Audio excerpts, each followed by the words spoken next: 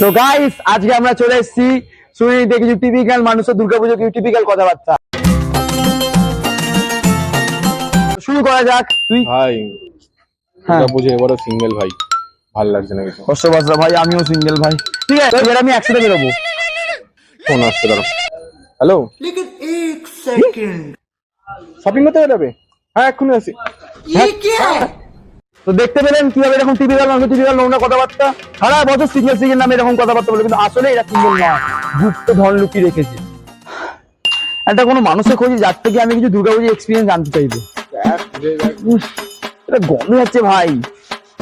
দাঁড়া, কি সুন্দর গন্ধ ভাই, কি সুন্দর গন্ধ। কিসের সুন্দর গন্ধ? পুজোর গন্ধ ভাই। পুজোর গন্ধ? এটা সামনে 16 শৌচালয় ওর গন্ধ ছাড়ছে, পুজোর গন্ধ।